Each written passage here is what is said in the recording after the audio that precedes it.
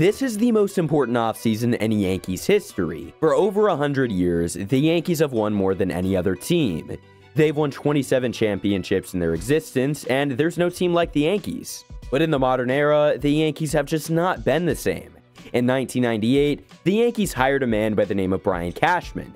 Cashman inherited a really good team, and not just a really good team, arguably the greatest team in baseball history. This team had players like Derek Jeter to Tino Martinez, or we could talk about the fact that he inherited the greatest closer in baseball history, Mariano Rivera. This was a perfect situation for GM Brian Cashman, and he ended up winning the World Series that year. The 1998 Yankees are, again, widely known as one of the greatest teams, if not the greatest teams in MLB history. The key word is that he really inherited everything. I mean, the perfect super team was just given to him right off the bat. In 1999, they also won the World Series, and of course in 2000 they did. What the Yankees were able to do was just simply remarkable, but they then went on a 9-year drought without winning the World Series. You may think, well, okay, I mean, it is what it is. There's several other teams that have never won it in general, so what makes this so big? Well, the Yankees are the Yankees. I mean, the Yankees are the most important team in sports, period, and I say that as a Red Sox fan. Winning the World Series is something that has got to happen in New York. But since 2009, they have yet to win or even go to the World Series. The question becomes, what has been happening that has led to the Yankees' big drought? And what makes this offseason so important in specific? Well, first of all, the Yankees have made several deep playoff runs, but just like you, they could just never seem to finish.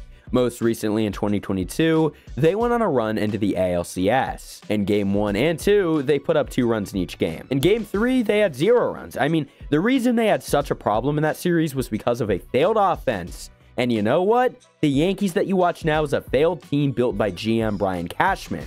He inherited most of his players in his first 3 World Series, but now you see it. Now you see it how it is, and you see that he just got to inherit everyone, and that he can't truly build a team. I'll give him credit for 2009. You know, 2009 was a very successful, great team. But this team has been really bad when it comes to drafting, free agent signings, and trading in the last 10 years. In December of 2017, the Marlins trade Giancarlo Stanton to the New York Yankees. Of course, he had a mega contract that he signed with the Marlins, and the Yankees were going to have to stick with him until 2028. His first year in New York really went well, and I'll give them that. But after that, things started to really change. He had 59 at-bats in his second year, and then the year after, he had 76. Already, it was apparent that Stanton may have injury issues, and they were locked in with him for a very long time. But then in 2021, he ended up being completely healthy. He was really good offensively, but his defense was unbearable anytime he touched the outfield. And then 2022 happened, and this is when the Yankees' true problem showed up. The Yankees had focused on building a team with power hitters, and had no one who could actually consistently get on base outside of Aaron Judge. I mean, this team simply revolved around Judge, and that much was clear. Giancarlo Stanton was awful that year in his 398 at-bats. Yeah, he had 31 home runs, but he also had a .211 batting average, and he struck out a lot. It also doesn't help that their trade piece from 2021, of course, was Joey Gallo. Because in 2022, Gallo was useless. I mean, he had a .159 batting average, just absolutely pathetic. The Yankees had a clear offensive problem, and a change was needed. The Yankees' first order of business was to sign a potential ace in Carlos Rodon. Rodon was a superstar for the Giants in 2022, and they hoped that he would be a perfect number 2 sitting beside Garrett Cole. But outside of signing Rodon, they made literally no other move. Their plan was to have multiple different prospects handle their lineup. At shortstop, we saw Anthony Volpe. Of course, Anthony Volpe was their top prospect, and Volpe was supposed to be really good. He ended up having a .209 batting average and 21 home runs. His rookie year was not ideal, but I do think he will be good. And again, I'm saying this as a Red Sox fan. I liked Volpe a lot last year. No, he was bad at times, and I'm not going to go and deny that, but I do believe that Volpe showed flashes, especially in the power side of thing. Such a young guy, hitting 21 home runs. I do believe that Anthony Volpe will be better. Maybe not perfect, but he could be a, 240, 250 batting average hitter next season. It's going to take a lot of work, but I do have faith in Anthony Volpe. The other standout prospect was, of course, outfielder prospect Jason Dominguez. Dominguez may only be 20, but he took 31 at-bats, and in those 31 at-bats, he had a .980 OPS and just overall looked like a really good player. Unfortunately, he will miss a good bit of next year with an injury, but this guy's going to be really good. But let's recap. In 2024, at some point, your lineup will at least have these starters. Superstar right fielder Aaron Judge, center fielder Jason Dominguez, and Anthony Volpe at shortstop. But outside of those three, literally the rest of your lineup is replaceable. I mean, you do not need Giancarlo Stanton. Of course, Harrison Bader got DFA'd. Oswaldo Cabrera, no, he does not need to be a starter. DJ LeMahieu, no, he does not need to be a starter. And then, of course, we're hearing trade rumors about Gleyber Torres. I mean, they are just going to completely retool, or at least they have to. They could go into next year, and they could have a very, very similar lineup for all I know. But that would be a massive, massive mistake. As far as I'm concerned, next year the Yankees need to have Judge, they need to have Volpe, Dominguez, Rizzo maybe, but I think that's right now where they're actually at. So this leaves them in a very, very tough position where they have to add talent. So far, we are hearing several different rumors that the Yankees are aggressive. Now, I've been saying it for a while, the Yankees are going to be breaking the bank this offseason, and that is exactly what it's looked like is about to happen. They need more athleticism, and that's really one of the biggest things for them. Unfortunately, though, this is a very, very weak, I guess, hitter's market, so you're not going to be able to find someone who has good defense and a good bat, outside of a few guys. And one of those guys is, of course, outfielder Cody Bellinger. Bellinger was extremely good with the Chicago Cubs last year, and the Yankees really, really won him. This offseason is just so important. I mean, I cannot even tell you how important that this offseason is, because the way I look at it is fans did not want Brian Cashman to have a job.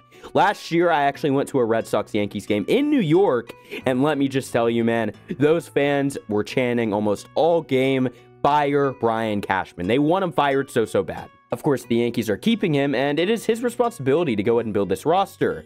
Well, the Yankees were 4th in the AL East. If they are not good next year, those Yankee fans are going to want him out right away, and you know what? He's the first guy to blame.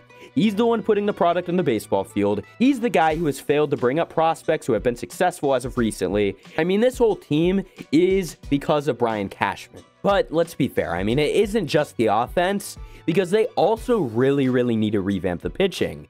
The pitching was a straight-up issue last year. Carlos Rodon really struggled, but Garrett Cole was very, very good. Right now, their rotation is in a really, really rough place where you have a few guys, right? You have Garrett Cole, you have Michael King, and you have, I guess, Clark Schmidt. But right now, what you can do is you can go in out of one of the many top pitchers. We have seen reports saying that Jordan Montgomery could be interested in coming back to the Yankees. We've also seen a report saying that Yoshinobu Yamamoto could be going to the Yankees. I mean, they want Yamamoto very, very badly. If they wanted to pursue another pitcher, it could be very, very good for them. Again, Carlos Rodon sucked last year, but if he could even have a decent 2024, that could be big. You know, Michael King, again, was so good as a starter. I think that the Yankees are primed for a good spot, but they just got to go ahead and spend money. You know, right now, they're the interest kings. When they start making moves, they will be praised, but right now, the Yankees have got a lot of work to do. And as far as I'm concerned, major changes will happen if they fail this offseason to build a good team. Now, if you are a Yankees fan, this is what I'll go ahead and tell you. I would be worried for this one thing alone, and that is Brian Cashman's ego. I mean, he said in his press conference 2 weeks ago, "I think we're pretty effing good, personally." You think you're good? Are you kidding me? You were awful. I mean, you were 4th in the AL East. You were not good. You were the complete opposite of that. And I think the biggest issue is, of course, Aaron Judge was injured last year. We know that. But the team revolves around him. That is the one player that they revolve around. He's like the sun. Without the sun, the earth would die. Without Aaron Judge, the Yankees did die. And it was a freaking failure. And I do not think that that's a very smart tactic at all. You saw him get injured. You saw the Yankees die. Do not rely on one player. You need to rely on an entire team. And he also said that 2023 was unexpected and that it was a disaster. So he's all over the place. He's talking about how it's a disaster and that they're pretty effing good. I don't know. Anyways, I hope you guys enjoyed. Let me know what you guys thought of this video, and peace out.